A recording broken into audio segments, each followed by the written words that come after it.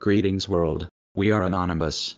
We are making this video as an important announcement. The UK Conservative government has plans to create a new internet that would be heavily controlled and regulated. Theresa May is planning to introduce these huge changes on the way the internet works, allowing the government to decide what is said online. A focus has been drawn to the end of the manifesto, which makes it clear that the Tories want to introduce huge changes to the way the internet works. The following quote is taken from the manifesto. Some people say that it is not for government to regulate when it comes to technology and the internet. It states, "We disagree." Senior Tories confirmed to BuzzFeed News that the phrasing indicated that the government intends to introduce huge restrictions on what people can post, share and publish online. The plans will allow Britain to become the global leader in the regulation of the use of personal data and the internet, the manifesto claims. It comes just soon after the Investigatory Powers Act came into law. That legislation allowed the government to force internet companies to keep records on their customers' browsing histories, as well as giving ministers the power to break apps like WhatsApp so that messages can be read. The manifesto references those increased powers, saying that the government will work even harder to ensure there is no safe space for terrorists to be able to communicate online.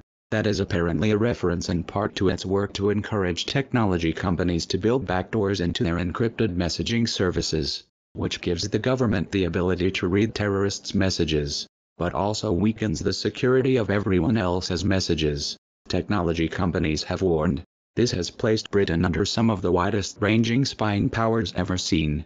The Investigatory Powers Act is intended as an update to Britain's often unwieldy surveillance legislation. But it also includes a large set of new powers, including the ability to collect the browsing records of everyone in the country and have them read by authorities as diverse as the Food Standards Agency and the Department for Work and Pensions. Most of the central parts of the Act are now in force. That includes new powers to gather and retain data on citizens, and new ways to force technology companies and others to hand over the data that they have about people to intelligence agencies. Many of the most invasive powers in the bill haven't yet gone into force. That includes, for instance, the collection of those internet connection records, which has been postponed until the government and internet companies have worked out how they can collect such information safely. The government has argued that the powers introduced in the bill are necessary to allow intelligence agencies and police to stop modern crime and prosecute the people involved in it. Although the UK government has ensured that plans will be in place so police and other public authorities can continue to acquire such data in a way that is consistent with EU law and their obligation to protect the public, we are still wary of the things that could go wrong with this law. For example, one wrong accidental leak or hack and innocent members of the public's data could be easily accessible to anyone with an internet connection. The law had been opposed by tens of thousands of people in a public petition. But much of that opposition only started after the bill was quietly passed into law by MPs, which meant it was unlikely to have any effect. The government now appears to be launching a similarly radical change in the way that social networks and internet companies work.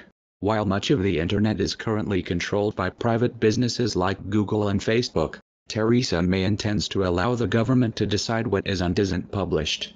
The manifesto suggests, it should be as unacceptable to bully online as it is in the playground, as difficult to groom a young child on the internet as it is in a community, as hard for children to access violent and degrading pornography online as it is in the high street, and as difficult to commit a crime digitally as it is physically. Even though we truly condemn pedophilia and would like it banished from the internet, a lot is already being done about it.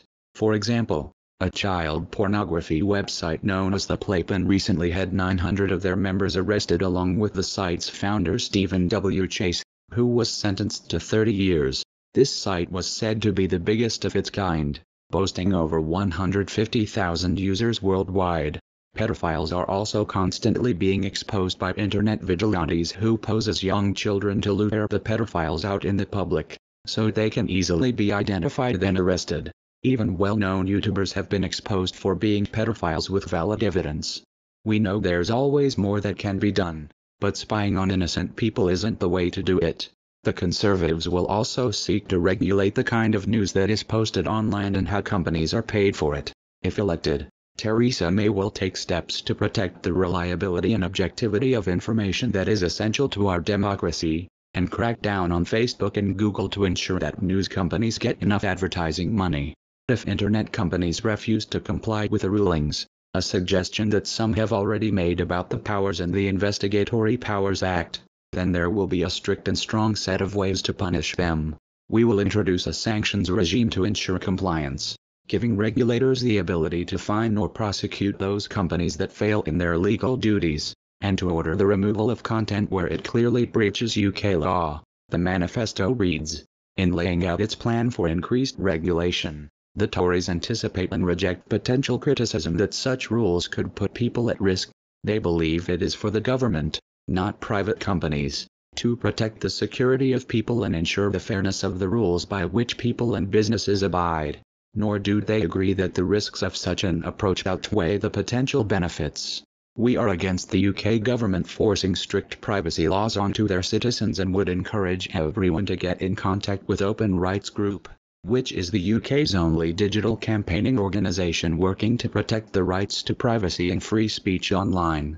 We have provided a link in the video description where you can directly contact them from their website form. If you know of any other good organizations that advocate for the rights to privacy and free speech online, then let us know in the comments section, and we'll be sure to compile a list of them.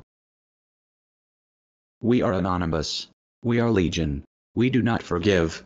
We do not forget. Expect us.